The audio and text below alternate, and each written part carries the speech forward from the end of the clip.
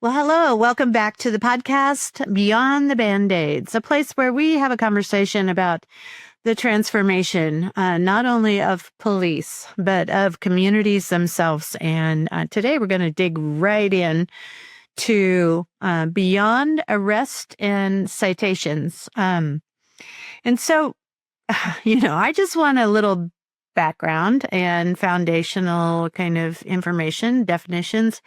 I looked up, where did the term criminal come from? What does it mean? And two Latin words, one that means to set apart. Somebody that I think sometimes we don't even think, what is crime? And we just go into this criminal part and an identity of who is a criminal or who could become one. And then we get to the police part. And I was telling a grandchild, I looked up constable, the formation of that. It actually is a noble term from France. The counts of the stable were the watchmen, the people that protected the kingdoms, and then it went to constable. So just to think about what the meaning in words and what happens when we utilize the criminal justice system. What is it? How does it work? And why is it not working so well? Maybe I want to do a roundtable just right from the first with Kristin and Mike of what do you think needs to change right now between police and the communities that they serve. They are in the community, they protect the community, they provide safety, but we're stuck in this criminal justice system that seems to favor some and disadvantage others, and then the police get blamed. So let's start. Let me start off. That's a huge question. That's 10 books long in terms of the answer. But on the other hand, in terms of how we got stuck in this mode of invoking the criminal justice system more often than perhaps I believe we should be doing and have done, we've been stuck in this idea that we could use this quick fix, one size fits all criminal justice system to kind of help us mend and cure our health and social issues. And so this goes all the way up to elected officials, and they're part of the issue, in my opinion. They're part of how we do business around, well, if we have a social issue or a health issue, let's pass a law, let's stiffen a penalty, as if doing that will serve as an insurance policy that's going to protect us in some ways from the complexities of the human condition that's out there. And that's where we have gotten stuck, because the human condition is complex. It is messy. And using this very simple approach of arresting and thinking that we're going to fix people by arresting them or somehow fix the circumstances that caused the issue in the first place. It could be issues, it could be larger social issues like poverty or hunger or education or employment or mental health issues or substance abuse issues. All these things that we're dealing with, well, let's just arrest people or ticket people and hope that somehow there's a cure along the way through the criminal justice system, just hasn't worked. And we know that because recidivism rates, the recontact rates, are so significantly high in terms of being somewhere between 15, 70%, depending on where you live in the country. And so the idea that we can continue on down this path of continuing to arrest and or ticket or invoke the criminal justice system is a change that we need to we need to have a different kind of conversation about how we're going to deal with that. And that's what Project PACT is intending to do, is not only have a different conversation, but what steps and methods and strategies can police departments and communities use that are much more effective in terms of dealing with the messiness of the human condition. And this is not original stuff. There's a lot of people maybe watching this who are going to say, of course, we need to do that, but we don't. And so we end up with a criminal justice system that is overwhelmed, because that's what we continue to do. We use that one size fits all approach, and we keep on arresting and ticketing people to the point where court dockets are months and years long, where prosecutors are triaging cases and have to deal 90% of the cases that come their way, and where police departments are prioritizing where they can use their limited resources. And so we have this triage mode that we're in by the criminal justice system that's used by those three entities, the police, the prosecutors, and the courts, to try to deal with something. And people, it's like a giant assembly line. It's like a giant cattle pen where we just keep on sending things through, not knowing necessarily what's on the back end. Well, the back end is they're back in the community. And guess what? People are being re-victimized or victimized in terms of, and the criminal justice system is, well, we arrested somebody, they're back out, and now we got to go arrest them again. Versus kind of moving upstream and saying, there's a lot more we could be doing on the front end here, folks, without necessarily, and keeping recidivism rates lower, recontact rates lower, and most importantly, keeping people from being victimized by crime. And so there is a kind of a short 30,000-foot version answer to your question, Carol. But I think everybody realizes, but here's what's funny. It's not funny. This is actually tragic and sad. We're not asking those questions. We're not having those conversations. We're just continuing doing what Einstein called insanity, doing the same thing over and over again, expecting different results. It's insane what we're doing. And Project PACT is now saying enough. What leads someone to criminal behavior? What if you got all the way upstream and started? Well, that's what I'm talking about. We're talking, well, without specifically getting into any individual cases, that's what I'm talking about. What needs to happen in families? What needs to happen in neighborhoods? What needs to happen in communities? What can happen that can provide a different kind of soil, if you will, to not necessarily grow something that's going to hurt other people or hurt other aspects of the community, but can grow up healthy and can make better decisions about how they are with other people and what relationships mean and all that. We can talk on that for it's a 10 to 20 book conversation. All right. Well, let's keep talking. Kristin, you you were drawn to this work. So what do you think? Where do we go with this, with criminal justice? And I mean, to put those two words together is just kind of fascinating anyway.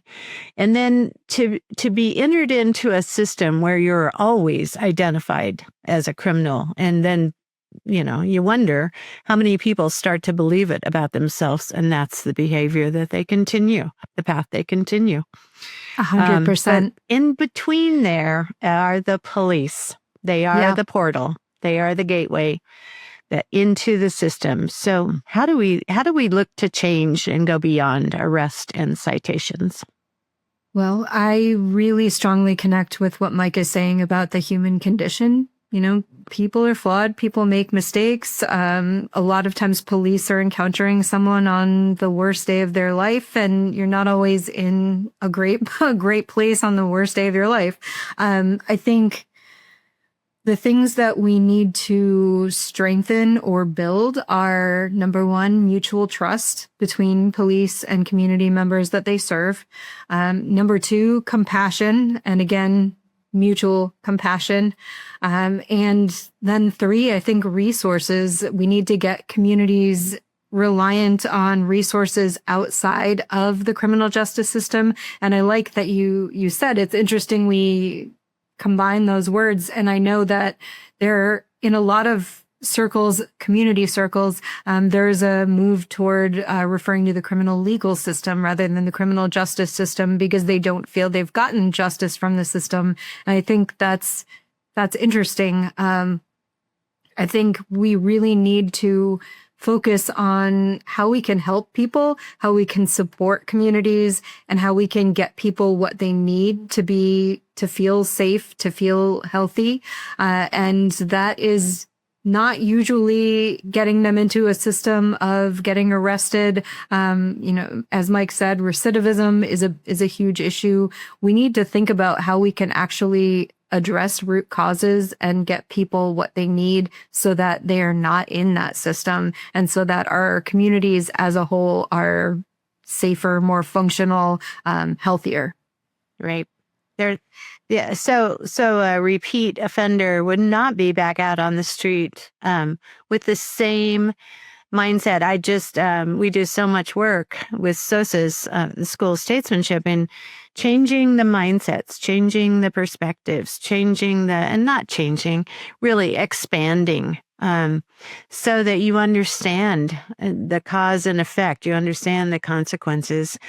I think Project PACT is doing some really wonderful work in terms of getting the podcast out and having the conversations, but we are right behind this. We're going to be coming up with the training, and at any time you can have a collaborative session with Mike or Kristin and thinking about how your police department is working and what can you do to bridge that gap with the community.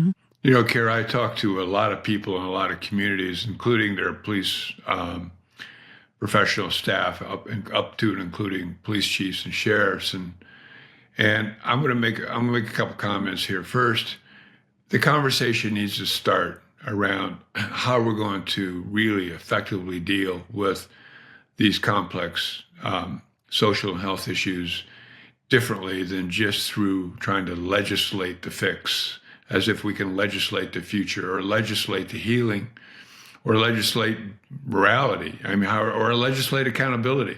None of those things work, folks. And if someone wants to send me some research saying, well, here's how we legislated our way into fixing a complex social issue, I'd love to see it. So you need to start having those conversations about, are there other alternatives? And I'm not saying throw the criminal justice system out, because there are people in our communities who need to be separated out and brought into the system, and in some cases kept there for long periods of time, maybe the rest of their life. We know that. But we've never had the conversations about who those people are, what are the circumstances, what are the criteria, what are their backgrounds, what are their records, what's their social repertoire look like. We've never had those conversations around who really needs to be in the system and to kind of kept there in a way. We've never had that. The other statement I want to make is police departments need to, and this is where this is potentially controversial.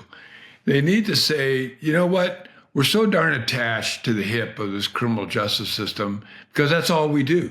We make arrests and we issue summonses. We really don't have a lot of other alternatives or tools or options to work with. And that's what our training supports. So that's what we're kind of in. This is the modeling we're using. And so we need to have conversations within our police departments about how to kind of disentangle ourselves from the hip of that criminal justice system and to really kind of connect ourselves more with the heart of our community. And by that, I mean, what's going on? How do we become a part of neighborhoods? How do we become a part of the community? How do we get to reconnect or to connect with our communities in ways where they know us and we know them, where we can actually begin to utilize the community, or the community can begin to utilize the police in ways where this partnership becomes more healthy, more valuable, more transparent, more trusting. All these kind of things these attributes we use, those are the conversations we need to start having. And so once we realize that we're more connected to the heart of the community, I can almost guarantee any police department, any police chief in America, that what will come to your mind are other ways of seeing how we can respond to the human condition. But a lot of police departments think they're just so wrapped up into their connection with the criminal justice system. It's almost like sacrilegious to think that they can do something different than arrest or summons. And that's the crazy part of all of this. We're just going to continue going down that road of doing the same thing over and over again. And here, with a criminal justice system that's triaging everything, as I said initially. So we are just incredibly ineffective in what we're doing in our utilization of the criminal justice system. And because of that, people and more people in our communities are being victimized. And so what do we do differently becomes the essence of this story. What kind of different conversations do we need to have that are deeper conversations around what are the possibilities and what level of commitment are we willing to make to those possibilities that can be more effective to bring about a higher level of safety for our communities, because that's where we're at. This is about safety in our communities. It's not about coming up with here's the uniqueness of Project PACT. That's fine. But it's about how do we bring safety to our communities. Yeah, I love that you use that word, Mike. And I, when we first started working together and you were still the public safety director, it was such a strange, it's like, don't you say you're the police chief? And you always stayed with public safety. And I just want to, remind everyone from the academic point of view that Maslow said right above shelter, food, and something to put on your body. Right above that is safety and belonging. And when you think about what it takes to feel comfortable in this world, as a human being, those are the two things, safety and belonging. It wasn't just safety and it wasn't just belonging. It was those two together. And so as we look at crime or criminal behavior or criminal action in a community, the police are in this, you always call it the cat seat, right? Is that what you use it term? The catbird seat, that in a position where you can look over the whole community. And talk a little bit about, or maybe both of you, talk about the discernment that it takes as a law enforcement officer to look at a situation and say, yep, this is danger, this is offensive, this is against the public, or this is a social, this is something that's happening with this person because of something that they've been through. Well, that's part of what I spoke to earlier, and that is police officers, when they're out on the street on a day in, day out, night in, night out, week in, week out basis, they don't have that information. They have not been trained to this point. Now, they know certain people in the community. I've arrested you 10 times in the last 3 years. There's some experience there that they can fall back on and say, I'm going to arrest you 11th time now because that's the only thing I have. That's the only option I have. And they don't even think about it. Instead of being told, you know what?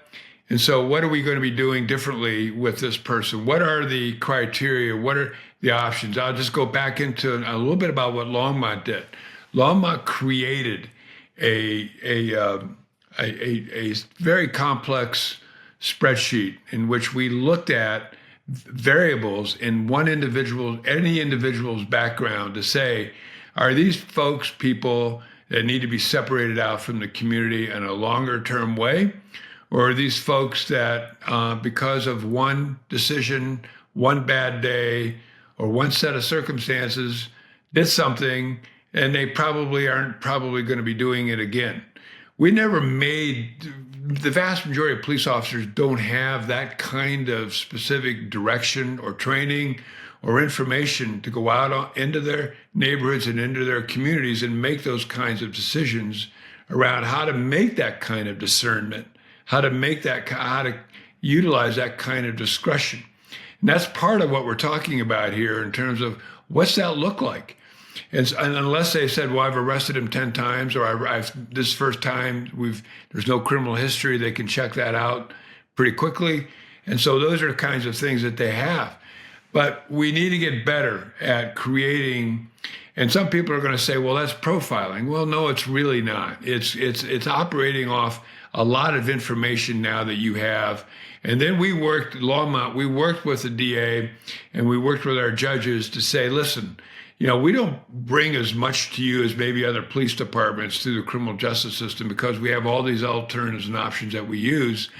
But when we bring somebody to you in terms of making an arrest, the prosecutor and the judges, this came from Longmont, and they're serious about this. We need to take a stronger look at this case and not use plea bargaining or utilize an aspect of the system that we need to utilize, like jail or prison, to say this person needs to be kept out of society for a length of time, and sometimes the rest of their lives.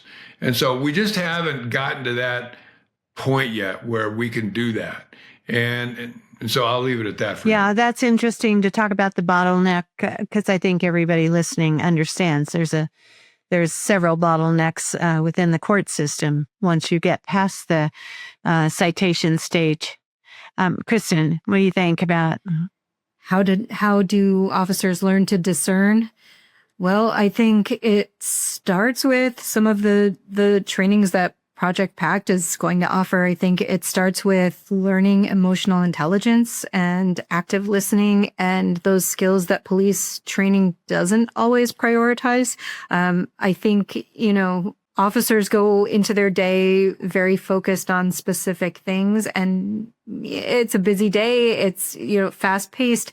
They don't always stop and take the time to get to know someone's story. There's not always time for that. But I think if we are training our officers to learn that emotional intelligence, to learn those active listening skills, to learn to engage in a little bit of conversation with a person before automatically assuming this is someone who needs to be placed under arrest, that changes the dynamics in a lot of ways. And I think that's just not something that's necessarily always prioritized in your average department. And I don't think that is intentionally to create, a motivation to arrest people. I think it's partly that if it's not a priority, how do officers even know to consider it? How do they know that they are empowered to use discretion? If they aren't told you have the power to make a choice in this situation and potentially set this person on a better path for the rest of their life, I think most people would probably take that opportunity to learn, how do I do that? And, I want to respond to what Kristin said, because that's the beginning of that conversation. To build on it, there are no other options. We can't say use discretion to do something different. Well, the officers are going to say, well, what's that something different look like? There's no other options out there. There are no other things that they can do. And so police chiefs on down and police departments haven't developed. The community and the police departments, more specifically, haven't developed those other options and other alternatives to the criminal justice system, so that officers do have more choices, more ways of dealing with, and more discretion that they can use. The only thing they can do is either do nothing, make an arrest, issue a ticket, or maybe refer the case to the detectives or something. But most of it has to do with somehow invoking the criminal justice system, a system that is absolutely everywhere overwhelmed, where there's tremendous amounts of triaging going on. And so we're throwing something at something that can't even begin to handle the circumstances, because it can't handle what it's dealing with and what its current workload is. I'm talking about the entire criminal justice system. Prisons are full. There's no room at the end. Judges' dockets are long. Prosecutors, I can tell you, in Boulder County, 3,000 to 4,000 felonies issued to the DA. The most they can take to trial are fewer than 100, more like 50 in any given year, because that's all the prosecutors they have. You won't hear the DA say that, but that's every prosecutor in America that is in any city, a city of any size.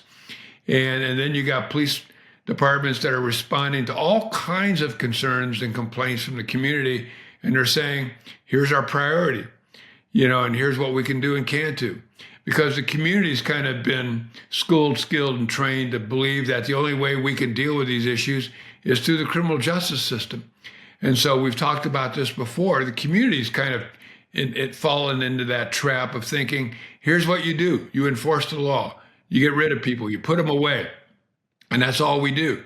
And so there's a lot of training that goes with community. There's a lot of education that goes with the community, as we talked about before, in terms of what can justice look like differently than just this pound of flesh or this eye for an eye?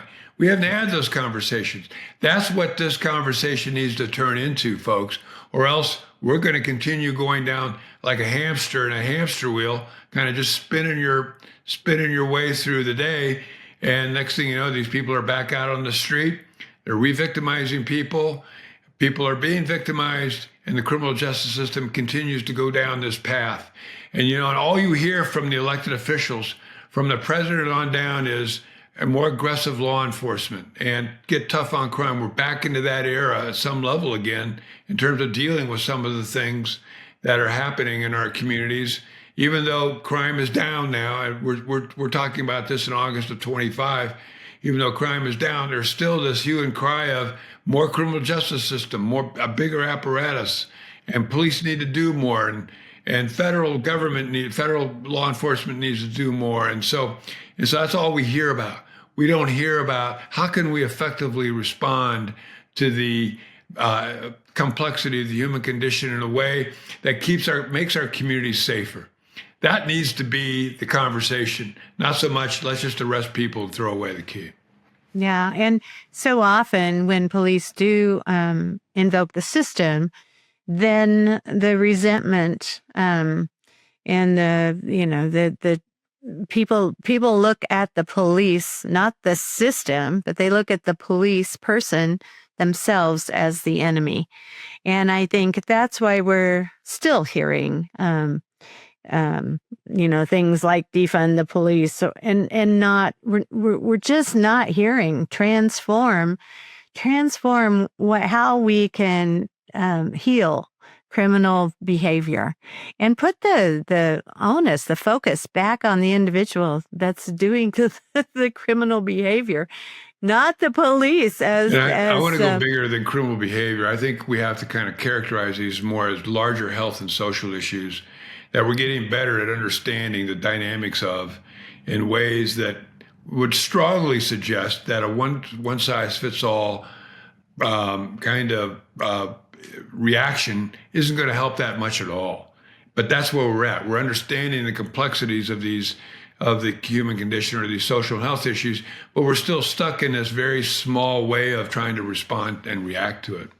Right. That's the point here. Right. So enforcing a drug law, an illegal drug law, when we very much don't ever ask the question about why is the person need the drug? Why are they numbing? Why is the demand there? I mean, we focused for years, the war on drugs focused on supply and the interruption of supply, as if we could interrupt the supply. I can tell you many times, and every officer that's been around, any police officer, any prosecuting attorney, and most judges know that you can dismantle a drug ring that's highly large in any one area or region of the country, and within a matter of 6 months to a year, that organization's rebuilt by newer people because the demand is still there. We haven't dealt with anything going on with the demand in the world of drugs. And we keep on going down that path too.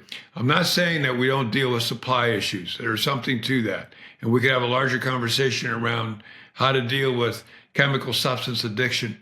But we have to focus more on that treatment aspect, that sense of how do we get people in the community to kind of serve as circles of accountability and support and help people through treatment, help people find jobs, and help people find a different path in life. It's more than systems people that we're going to need in order to make this, to talk about that one issue of chemical substance addiction.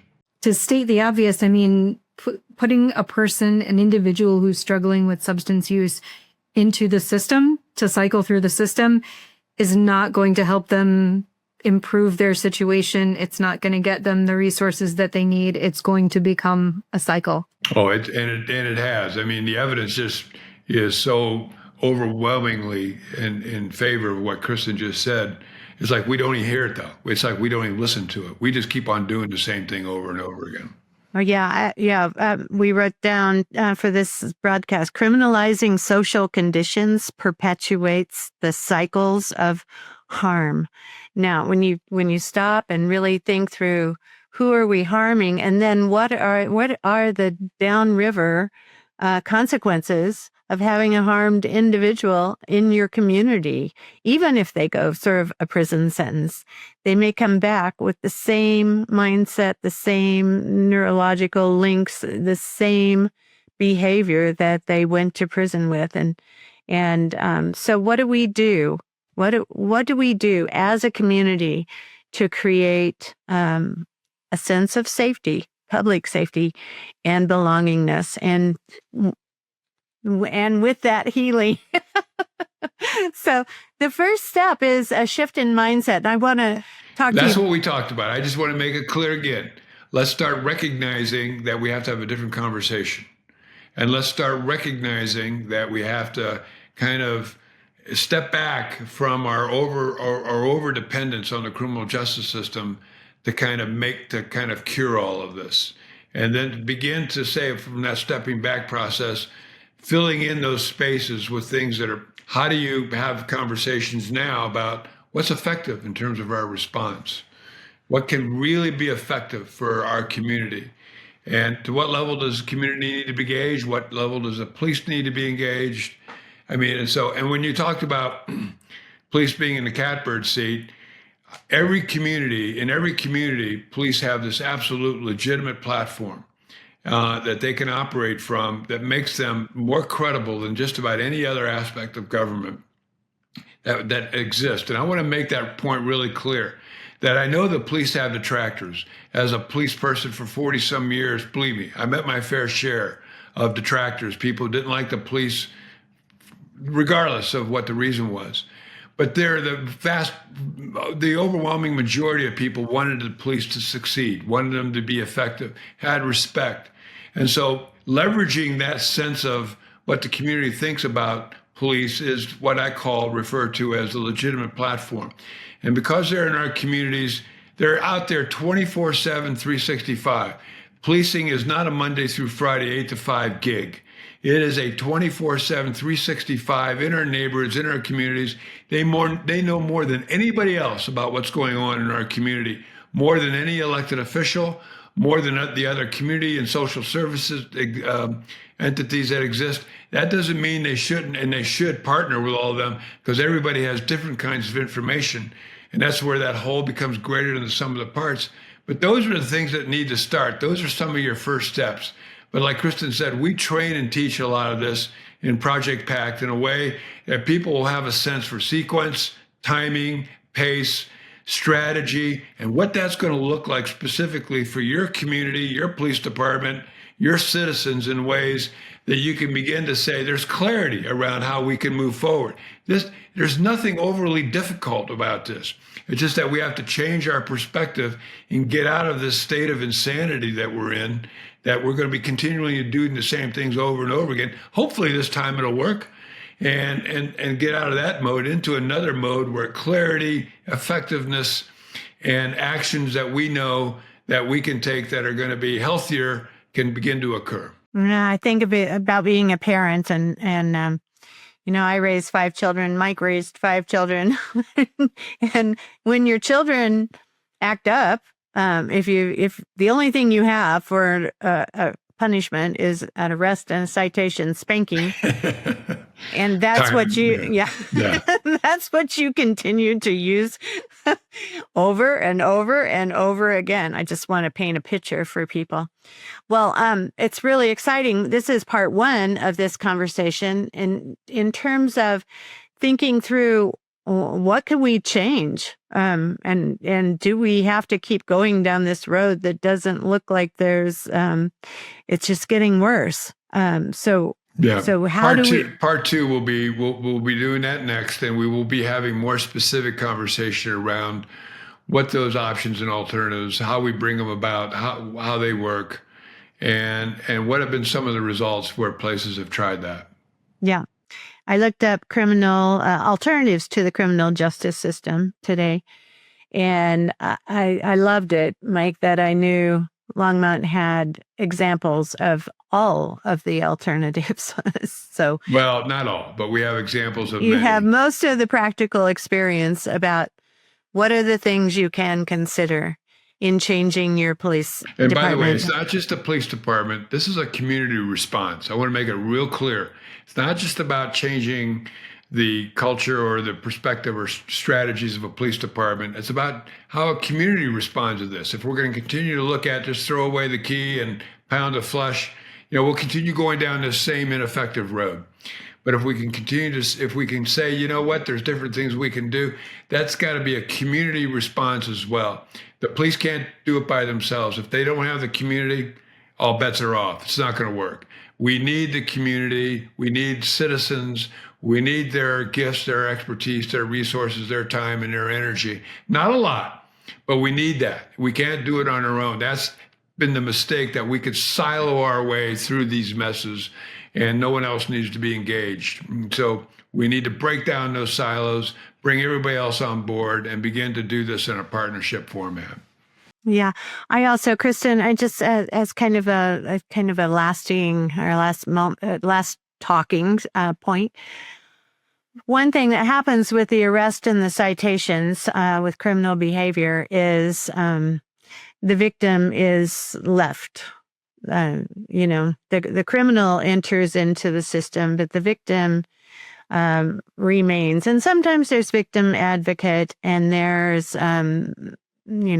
there's a little bit of counseling and help. But you've done a lot of work, a lot of consultation, a lot of teaching around kind of repairing the harm for the victim, and just a little bit of talk about how some of these alternatives can really bring healing to the crime itself. I think, to be very frank, the criminal justice system often does not get justice for the victim.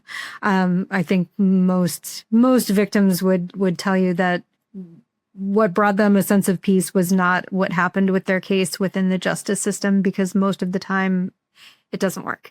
I think when we're talking about alternatives, and I know we're going to get more into that in part 2, but restorative justice is potentially a process that can bring about a sense of peace and resolution for the victim of a crime, because it is focused. It's victim centered. It's focused on the needs and recovery, or healing of the victim, and that is to me the most important piece in a crime when a person is gravely harmed.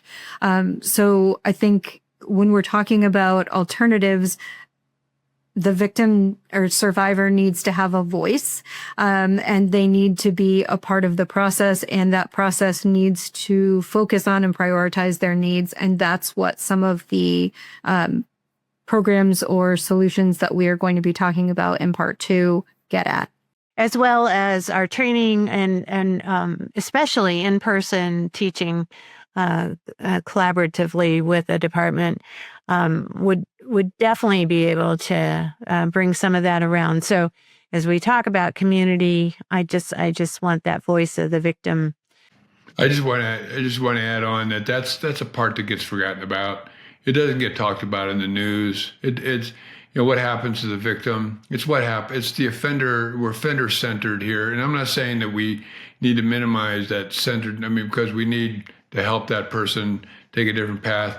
But victims get the short end of the stick. There's no legal provision for their voice in the criminal justice system, and so how's the healing for victims? There are alternatives and options. There are things we can do as communities and as society to help people become more whole and to begin to heal people who've been victimized. So I think we'll wrap it up from here. Come back for this next part 2 as we talk through more specifics of what's the first step? What do you do next? How can you start to think about this? How do you start to engage our communities? How do you get beyond problems into the goodness of public safety and well-beingness and healthy communities? So thank you for tuning in. Please give us a rating of 5 stars and tell your friends about Beyond the Band-Aids, and we'll see you next time.